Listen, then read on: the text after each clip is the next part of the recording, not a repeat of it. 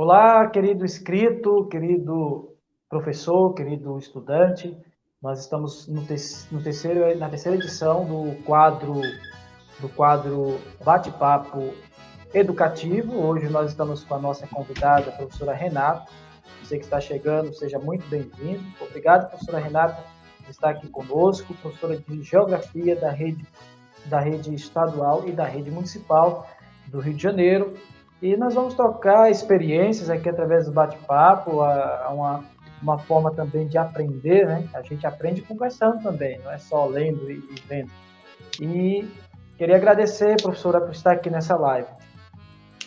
Boa tarde, muito obrigada pelo convite. É sempre bom a gente trocar e conversar, porque eu acho realmente que a gente aprende e a gente cresce muito conversando uns com os outros, principalmente os professores, né? E é um prazer estar aqui no seu canal participando desse bate-papo com você aí. Bate-papo entre amigos, né? É, isso mesmo. Então, assim, a ideia é o seguinte: você que está chegando aí, nos ajude dessa força, se inscreva no meu canal, que é novo, também se inscreva no canal da professora Renata, também é novo. A gente vai deixar aí o endereço depois, você dá se inscrever e assinar o sininho. E nós vamos conversar aqui de assuntos geográficos, nós temos algumas pautas interessantes. Vamos tentar fazer de uma forma fluida, nada travado, né? E tão fluido que possa até sair coisa que a gente nem planejou passar na cabeça, né? Uma questão do papo fluido. E, assim, ela é a terceira pessoa, a primeira pessoa foi o professor Roberto Pellegrini, a segunda foi o professor Hélio, e ela é a primeira professora a estar aqui conosco. Eu estou muito feliz por essa realização. E o que é que nós vamos fazer agora? Nós vamos conversar, né?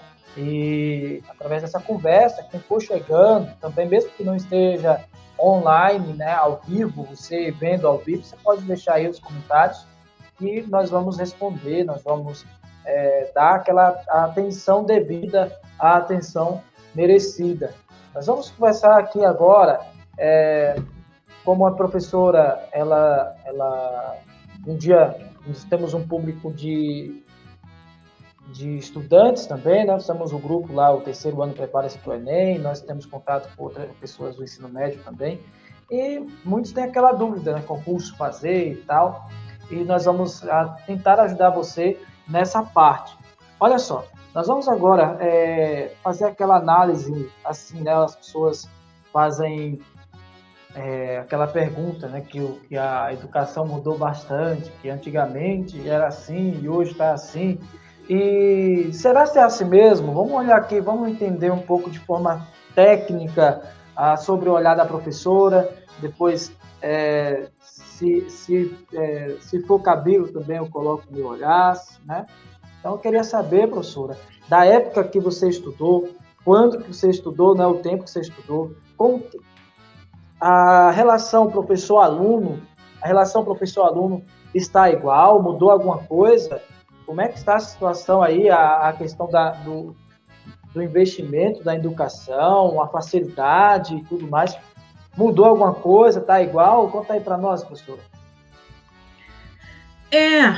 Eu acredito que no Brasil a gente tenha, e no mundo, eu acho, que mesmo que a estrutura da escola, né, isso é uma coisa muito falada também, que a estrutura da escola ela permanece a mesma, né, das cadeiras organizadas, né, em fileira, voltadas para o professor. Mas eu acredito que nós já avançamos muito, né, com relação a isso. Eu digo, pelo menos, com relação à minha ciência e à sua também, né, que você também é professor de geografia. Uhum. A gente não ensina mais aquela geografia decoreba, né? A gente procura ensinar uma geografia mais crítica, uma geografia onde você possa associar, né, o que está sendo aprendido em sala de aula com a vida, com o cotidiano, com o dia a dia, com as coisas que acontecem no mundo. Ainda mais que nós estamos num mundo globalizado atualmente, é difícil, né? Então, eu acredito, pelo menos com relação a isso, a ciência que eu estudo, e acredito que as outras ciências também evoluíram nesse sentido de que você não precisa mais decorar as coisas, você tem que fazer um entendimento e passar para o aluno um entendimento de uma aprendizagem mais significativa, né? Trazer o cotidiano do aluno como base, como partida, mas não como final, porque a partir do cotidiano que a gente vai desenvolver e acrescentar os conhecimentos aí respectivos a cada ciência. E hoje a gente tem várias metodologias, né? Metodologias ativas, uso de tecnologias, mas o principal, que é o contato aluno-professor, a mediação do professor entre o conhecimento e o aluno, que eu acho que hoje faz a diferença, e no passado também fazia. Muito interessante o que você falou. Então, as pessoas hoje, a gente vê a relação que, não sei se você, na sua época, ou se você já chegou a ouvir, que até a questão da avaliação, da questão da disciplina, antes era possível, pedagogicamente, o professor dar a palmatória, não sei se no Rio de Janeiro acontecia essa questão da palmatória. Eu estou aqui em São Paulo, mas eu sou do Nordeste, eu sou baiano. E lá na Bahia, os mais antigos falavam que se você fizesse por exemplo, bem naquele ensino tradicional, tinha que decorar a tabuada, um exemplo, né? Vamos falar do aspecto geográfico. Tinha que decorar os estados e as capitais do Brasil. Se errasse, levava uma palmada, né? Uma coisa, um objeto de madeira, batia na mão, né? E, enfim, era algo indicado na época. E hoje isso vai ter vai ser reconhecido como uma agressão. Você bateu o aluno, hoje é uma agressão na época. E a gente vê algumas mudanças em relação a isso. Na sua visão técnica, ainda dentro desse tema, da questão da relação professor-aluno, o que você tem aí a nos trazer? Primeiro, se isso era só algo na Bahia ou se era no Brasil, como que era, aí você depois fala aí a sua contribuição a respeito desse tema. Então, eu não sei quantos anos você tem, mas eu não cheguei a pegar a palmatória na escola, não, entendeu? Porque eu acho que era uma época bem antiga mesmo. Na verdade, a palmatória ela foi introduzida, né, na educação pelos jesuítas. Então, é uma coisa bem antiga. Assim, quando eu estudei, eles não usavam mais a palmatória. Então, eu acredito que hoje seria pior, né? Tipo, com certeza o professor seria crucificado, se a gente fosse falar assim. Mas na minha época também não tinha, então eu não posso dizer porque eu acredito que seja uma coisa bem mais antiga do início da escolarização no Brasil, por exemplo, entendeu? Porque a escolarização no Brasil é uma coisa relativamente recente, né? Porque a escola para todos, a escola não era para todos. A escola se tornou para todos há muito pouco tempo. Antes a escola era só para determinado tipo de público, determinada elite, e aí existiam esses castigos aí. Quando eu estudei, não tinha esse castigo.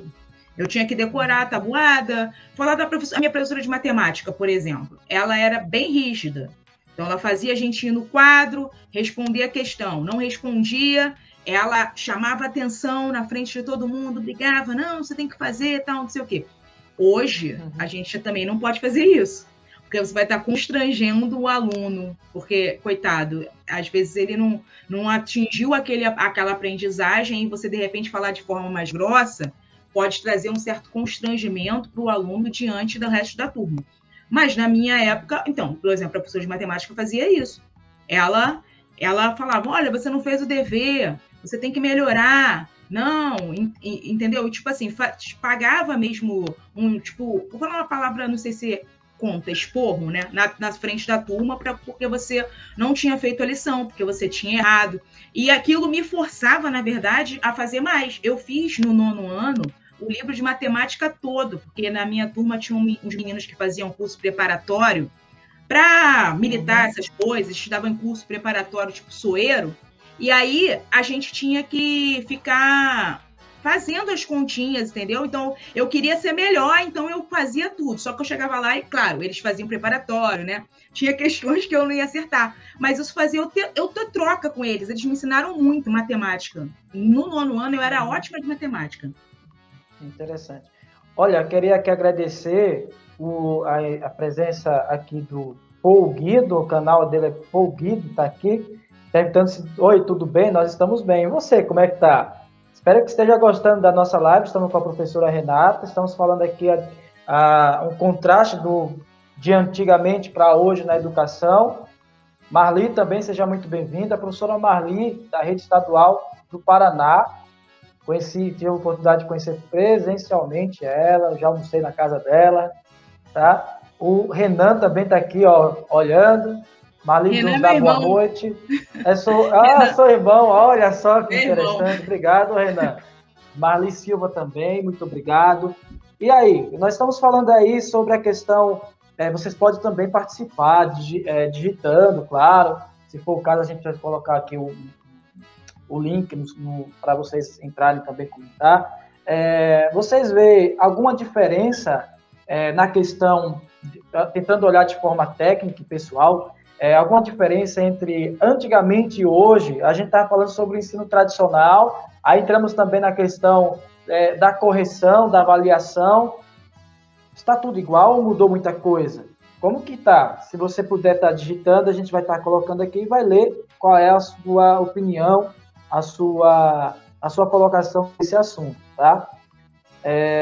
Enfim, voltando aqui ao tema, a gente está falando sobre essa questão que realmente faz muito tempo, só que entra numa situação sobre o desenvolvimento da educação. Eu acho que não é uniforme o desenvolvimento da educação no Brasil. Como nós somos da geografia, nós vamos olhar assim que existem regiões do Brasil que está um pouco aquém, né, dos grandes centros, como, por exemplo, a região Centro-Sul. Se você for para uma região como a região amazônica, você vai ter praticamente um paralelo muito diferente. Como que está sendo a educação e os resultados da educação, as facilidades e dificuldades do povo amazonense, e para aquele, por exemplo, que mora por exemplo, num estado como o Paraná, que é o estado da Marli, num estado como São Paulo, como Rio de Janeiro, ou Minas Gerais, por exemplo, há muita diferença. E em relação a essa questão de diferença da educação, você tem alguma opinião formada, um pensamento formado sobre isso, a questão geográfica? Você acha que existe possibilidade de haver um investimento na mão de trabalho no professor, na parte tecnológica, na parte de ir e vir também do aluno, em todas as assistências? Existe possibilidade, e se de ficar tudo por uniforme, por igual, em todas as regiões do Brasil? Eu acredito que possibilidade tem, né? Eu acho que pode faltar vontade, né? Vontade política que isso aconteça. A gente tem que pensar, você quanto professor de geografia igual a mim, que o Brasil tem dimensões continentais, né? Às vezes as pessoas comparam o Brasil, mas na Europa é assim, na Europa é dessa forma, mas o Brasil é muito grande. Cabe vários países da Europa aqui, por exemplo, no estado do Amazonas. E eu já tive... na Bahia, eu não sei como é que é a educação, mas no Amazonas eu estive lá, e teve alguns eventos também que eu participei de geografia, que as professoras falavam que ficavam, tipo, um dia inteiro no ônibus para conseguir sair do seu município, para pegar o avião, para poder vir participar de um evento. Então, tipo assim, é muito complicado. E fora que alguns professores que atuam nessas escolas do interior, eles infelizmente, não têm a formação adequada às vezes. Tem uma formação um pouco defasada, porque foi até onde eles conseguiram concluir os estudos, e estão lá fazendo o possível, se esforçando, e não tem o retorno, né, do seu investimento na educação. Então, assim, eu acredito que possível que é difícil, é um desafio pelo tamanho do Brasil, pela diversidade do Brasil. Eu entendo que a região aqui que eu estou, Centro-Sul, Sudeste, é privilegiada com relação à região Nordeste, à região Norte, infelizmente, não tem comparação. Mas eu acredito que os professores, mesmo do interior, estão fazendo o melhor que podem com o que podem, né? E seria interessante que houvesse investimento tanto no âmbito municipal, estadual, federal, para que fosse incentivado, né, a criação de cursos de licenciatura, proporcionando aos professores e aos alunos que queiram ingressar na licenciatura a base para poder seguir na profissão. Porque, embora, como tem sido falado aí, que no Brasil tem muitos professores, na verdade a gente está em falta de professor. Né? Se a gente for pensar, a gente precisa formar muito mais professores para tornar o país mais evoluído na questão educacional. Uhum. Muito bom. Então aí, já que a gente entrou nesse contexto também, se você também está aqui nos assistindo, seja em tempo real, seja também depois, comenta para nós a sua realidade na região onde você mora, na cidade onde você mora, se é fácil o acesso à escola, se está tudo ok, se na sua escola tem laboratório de informática, se tem professores qualificados, se é segura a escola. Esses assuntos aí que também influenciam se a merenda é de qualidade, se tem ou não tem, a gente está falando de escola pública, você também pode comentar aí que nós vamos ler depois, tá bom? Se for tiver ao vivo, a gente lê aqui ao vivo e dá voz a você também, que está digitando. Tranquilo? Com relação, desculpa. Com relação ao que você falou da tecnologia, a pandemia veio para desmascarar essa questão de que o Brasil realmente, na questão educacional, pelo menos na escola pública, ainda precisa melhorar muito, né? A gente estava conversando aqui um pouco antes, que se chover, mesmo onde nós estamos, você está em São Paulo, eu estou no Rio, a internet fica horrível. Você imagina no interior do Brasil, entendeu? Então, mostrou a desigualdade imensa, o profundo abismo que nós estamos na desigualdade econômica e educacional, porque os alunos, durante esse 1 ano e meio, quase 2 anos, que realmente não tinham acesso a aparelhos tecnológicos, a celular, computador, nem a internet, ficaram sem estudar ou ficaram tendo que buscar apostila. Eu vi vídeos aí de professores indo de barquinho nas comunidades ribeirinhas entregar material. Então, tipo assim, o professor dando aula no azulejo de casa, porque o próprio professor não tinha estrutura para poder desenvolver uma videoaula. Então, assim, foi bem difícil e acredito que esse período vai ficar marcado para sempre na educação brasileira, para a gente melhorar, né? E para a gente conseguir superar isso. Marli, daqui a pouco eu leio aqui a sua opinião. Ela falou dessa parte da tecnologia, eu lembrei de uma experiência que eu passei. Lá na Bahia, onde eu trabalhei, eu estive trabalhando, não sei se você tem essa modalidade aí no Rio de Janeiro, mas era professor rotativo, ou seja, você cumpria as licenças dos professores, então você não ficava só numa escola. Você recebia da prefeitura, só que você estava ali para cobrir licença das escolas. E ainda estava lá no auge da pandemia e as aulas tinham que ser remota. Mas a gente sabe que tem os aplicativos, o Meet, o Zoom, não era possível usar. As aulas eram pelo WhatsApp. O grupo do WhatsApp, você mandava o áudio, e o áudio, um simples áudio explicando, tinha pai que reclamava que não conseguia baixar o áudio o áudio daquele que você manda quando você conversa que está com pressa com a pessoa, aperta lá no microfoninho e fala. Não, então muitas vezes eu tinha que mandar digitado o que eu tinha que mandar. Era uma dificuldade imensa. Enquanto outros lugares você tinha a aula remota, que você usava o Zoom ou qualquer outro aplicativo da Google, etc., em outros lugares você tinha, nas escolas particulares, você tinha a questão do ensino híbrido, né? O professor estava na sala, né? Tinha um número de aluno reduzido na sala, e outros viam ao mesmo tempo, né? A aula ao mesmo tempo. Só que essa realidade eu tive que enfrentar. Ou seja, a gente passa por cada dificuldade que assim, parece ser coisa que não é do Brasil. Vamos ver aqui o comentário aqui da Marli. Coloca aqui na tela.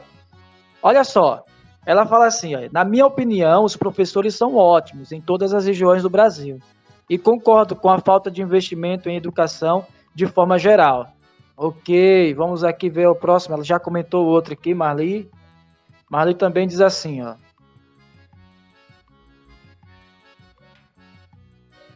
Eu Ela vai- concordo totalmente com a Marli também. A educação Pode só falar. funciona por. Eu concordo totalmente com a Marli. A educação só funciona porque os professores que seguram a ponta lá, que colocam tudo o que está faltando. O que você falou, eu não. Aqui a gente não tem esse professor itinerante, não. Não que eu tenha conhecimento. Mas o Uhum. período de pandemia foi um dos piores períodos para a gente, né? Porque tinha. A maioria dos alunos não conseguia ter acesso a essas plataformas, tipo Meet, Zoom, Google Classroom. E aí o telefone pessoal dos professores virou isso aí, toda hora tocando. Às vezes eu recebia mensagem de madrugada, porque Uhum. às vezes era o horário que o aluno conseguia o aparelho do pai que chegou, ou a internet de alguém, e as aulas pelo Zap, quer dizer, você respondendo e coisando o aluno, postando na plataforma, respondendo pelo WhatsApp, fazendo material impresso, corrigindo tudo ao mesmo tempo e sem apoio financeiro nenhum, nem governamental, nem do estado, nem do município, nem federal, tudo com seus aparelhos. E aí de você se não tivesse, né? Como é que você ia fazer? Uhum. E sem contar também, que é outro tema interessante, que nós temos muitos professores. Primeiro, tem professor que ainda não experimentou a aula presencial. Saiu da faculdade e entrou já na aula online, não sabe a experiência. Tem um colega de profissão meu aqui em São Paulo que a primeira experiência que teve foi quando voltou os alunos na presencial. E tem aqueles professores que têm muita dificuldade com os recursos tecnológicos, com as novas tecnologias. Você lembrou de uma coisa também, realmente, tem aqueles que não tinham internet, na época o pessoal, a família tinha que ir uma vez por semana buscar esse material lá na escola. E imagina a lentidão de responder. Na verdade, eu acho que esse período de pandemia, intelectualmente, cognitivamente, houve um grande prejuízo em relação ao ensino dessas crianças, desses adolescentes, né? Eles vão chegar no ensino superior devendo muita coisa. Se já na época que não tinha essa questão da educação tranquila, né? Que já estava tranquila e não teve a pandemia, chegava com muita dificuldade, o aluno de escola pública que chegava na universidade, ele chegava com muito déficit, né? Imagina agora, nós estamos lutando para que o prejuízo seja menor. Tem algo a comentar sobre isso que eu falei? Eu já li isso aí, o que a Marli comentou aí. A defasagem, ela vai ser grande, né? A educação já tinha problemas antes. E agora aumentou essa desigualdade, porque, como você falou, enquanto os alunos que tinham oportunidade de escola particular, ou mesmo da pública, que tinham um pouquinho mais de estrutura para acompanhar as aulas híbridas ou à distância, podem ter conseguido aproveitar alguma coisa, mas a imensa maioria, muitos alunos meus tiveram que trabalhar para poder ajudar na família, essas coisas todas. Então, tipo assim, são 2 anos de defasagem educacional, além dos problemas de defasagem que a gente já tinha. Então, os próximos anos se apresentam como um grande desafio, né? De como recuperar essa aprendizagem, recuperar, você não vai recuperar, mas como fazer com que os alunos possam se desenvolver melhor, né? Daqui para frente. Olha aqui, o que a Marli. Aqui no Paraná, no começo da pandemia, eu dava pelo WhatsApp, sim. Ela está comentando isso aí, Marli. Também os demais, aqui, ó, a Marli também diz aqui, Educação Fundamental 1, muitos não conseguem ler e copiar direito na terceira série do ensino fundamental 1. Ainda vou mais adiante. Tem aluno que já está no Fundamental 2 e não consegue ler direito, tá? Não conta a questão do analfabetismo funcional, que lê, não consegue compreender o que está lendo. Eu estou te falando que não saber algumas sílabas. O problema nesse sentido é um pouco crítico, né? Tem algo a contribuir sobre essa questão que a Marli está comentando aí? professora? Eu acredito que alfabetizar uma criança é um trabalho muito difícil. Eu nunca trabalhei com alfabetização, não fiz curso normal. Mas eu acredito que alfabetizar é uma das coisas mais difíceis que tem. E eu bato palmas para as professoras alfabetizadoras, que elas às vezes são são desvalorizadas, mas fazem um trabalho fundamental. De base, né? E de base, porque sem alfabetização eles não vão aprender nada, não vão aprender história, não vão aprender geografia, não vão aprender ciência. A alfabetização é a base. Então, eu acredito que vai ser um desafio fazer com que essas crianças que perderam, não conseguiram se alfabetizar no tempo certo, elas consigam, mas fora de tempo também ainda é época de se alfabetizar. Ok. Vamos agora entrar na outra pauta, né? Olha, o tempo